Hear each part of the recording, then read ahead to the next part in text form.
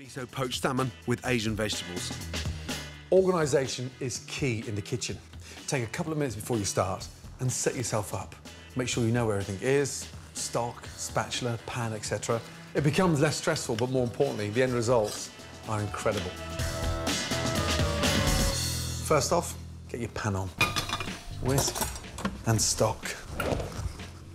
Start off with this amazing fermented soybean puree. Into the pan. 3 nice tablespoons. Gas on. Now get your fish stock and whisk into the puree. Be generous with the stock.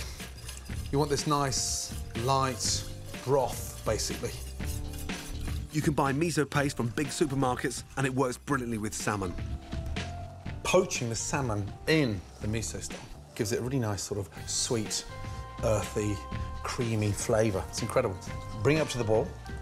We're going to infuse the broth and make it a little bit more fragrant. Kaffir lime leaf is very lemony inside the miso broth. Then chop chilli.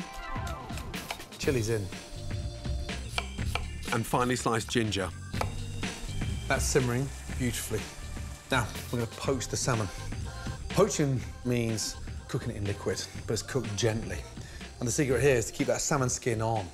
If we took the skin off now, the salmon can actually break up whilst it's poaching. Skin side, down. Just going to slide that in. Under. Nice. The minute that stock starts boiling, turn it down and let it simmer. Take a little ladle and just, every couple of minutes, pour over. That makes sure the top of the salmon is cooked evenly and keeps it nice and moist. And poaching is one of the most delicate ways of cooking, so you have to handle it with care. Whilst the salmon's poaching in the miso broth, start preparing your vegetables. I'm using tender stem broccoli and pak choy. I always like to cook the leaf and the stem separately. The leaf is like sort of spinach, and the stem is so much thicker. It's almost as thick as a stick of celery. So I like to get the stems sliced, just so I've got that nice sort of crispness. Place the leaves together nicely, roll them up nice and tight, and then slice them down. Now, my salmon, already the flavour in that broth has been elevated. Now it tastes really fishy. You've got the heat of the chilli, spiciness of the ginger, and the kaffir lime leaf. Take your fish slice and place it very gently underneath the salmon and push it down. Fish slices are flexible for that reason. Bend it, lift it up, just touch, looking for a springy, firm texture. And just sit that on top. A little touch of the broth over it. It stops it from drying out. Leave that to cool down for 2 minutes. Bring the stock back up to the boil. Broccoli in, pak choy, stems in. A little taste. It's getting better and better and better. Cook the broccoli and the bok choy stems for 1 minute and then add the tops in. Turn the salmon into your hand and just peel all that skin off. And the skin also helps to keep the salmon nice and moist. Then gently flake the salmon. That's the secret behind poaching. Everything just stays so moist. Wonderful long shards of pink. Now, just before we serve, we're going to add our mushrooms. These are enoki mushrooms. You can buy these enoki mushrooms in big supermarkets and good grocers. Slice them off. I'm going to put half in, and the other half I'm going to serve with the salmon. Toasted sesame seed oil. Put a little drip in there. Just rub. And you're just lining, almost like a little coat of varnish. Start off with your mushrooms, and then my salmon. 4 nice layers. And then finally, the mushrooms. Top with the vegetables. And then finally, a nice ladle. That beautiful, really sumptuous, rich stock. Lovely. And that is an amazing miso poached salmon soup. Simplify your cooking by getting organised, and amazing food will be coming out of your kitchen every day. First, prep the veg, chop spring onions, shallots, a clove of garlic, and chilli to taste. Then thinly sliced celery, Add a bay leaf and thyme, veg ready. Add oil to a pan and fry. Season, then add mussels and stir. Mussels are one of my favourite shellfish, cheap, healthy and delicious. Cover and steam for a couple of minutes. As the mussels open, add vermouth and aromatic fortified wine. And 150 ml of dry white wine. On a high heat, reduce the liquid to create a sauce. Discard any mussels that are still shut. Then finish with creme fraiche and chopped parsley.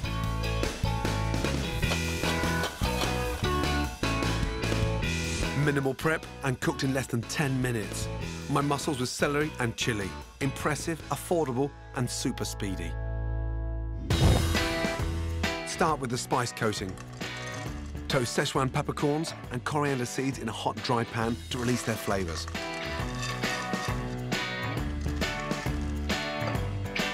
Add chili flakes and grind in a pestle and mortar to make a fiery, fine powder.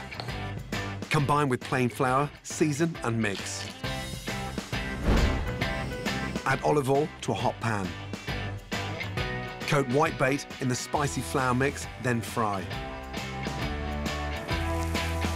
Whitebait are an oily fish that are healthy, delicious and cook in minutes. Once golden, they're done. Fantastic with garlic mayonnaise or a simple squeeze of lemon. Ready in under 10 minutes, chili and spice whitebait, an easy, simple, spicy dish. First, make a spicy paste by crushing garlic in a pestle and mortar, along with paprika, sea salt and olive oil. Spoon the paste onto fillets of mackerel, a great, inexpensive, oily fish that's really healthy, and leave to marinate. When ready to eat, put the mackerel fillets on a baking tray, skin side up, season and roast in a hot oven. Next, make a tangy potato salad. For the dressing, mix Dijon mustard, white wine vinegar, olive oil and saffron. And whisk until blended. Boil new potatoes in salted water. Drain and lightly crush. Add sliced spring onion and spoon in the vinaigrette.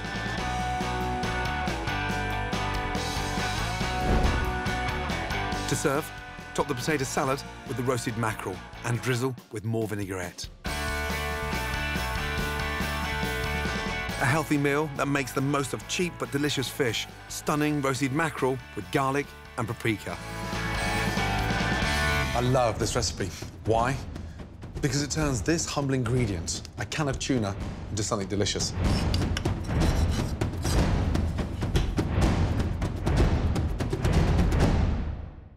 Just open up and drain the tuna into a sieve. Just lightly flake that. Don't press it too hard, otherwise you'll dry out the tuna. Now, these are water chestnuts. Just slice them nice and thin. You can buy them anywhere, any supermarket. Chestnuts in. Fresh ginger. Get rid of that rough skin on the outside. By grating the ginger, you get to get all that really nice sort of juice in.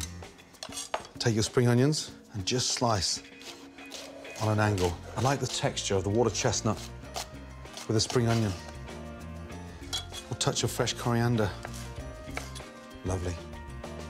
Next, remove the seeds from a chili to reduce its heat without losing any flavour, and finally chop. Chilies in. Kaffir lime leaves. Roll them up, nice and tight. Run your knife down the centre once and just chop. And that makes the fish cake nice and fragrant.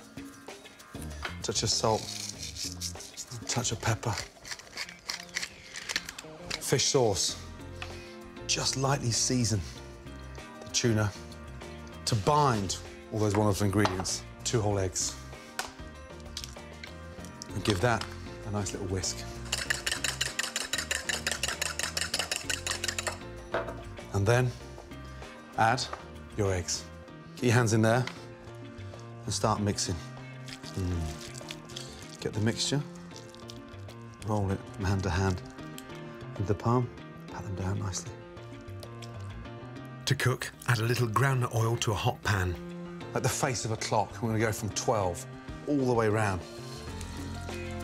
First one in.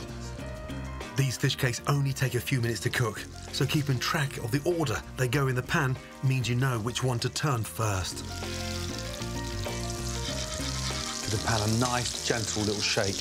Make sure that nothing's sticking to the bottom. Spatula, 2 fingers on top, turn them over. Beautiful. That crackling noise is something you always want because the tuna's already cooked, so we're just lightly frying them to get the nice crisp outside and gently take them out. They smell incredible. Let them sit there. We're gonna make a really nice, delicious, simple dipping sauce. Start off, a little pinch of sugar. Fish sauce, 2 tablespoons. That gives it the saltiness. 1 tablespoon of rice wine vinegar and some fresh lime juice. Squeeze all that lime in there. Your fresh coriander, lots of coriander, and in. Give that a little mix. And then you have the most amazing spicy tuna fish cakes. Who would have thought something as delicious as that can come out of a can? A simple supper in minutes that's so mouth-wateringly easy and delicious, you're guaranteed to cook it again and again.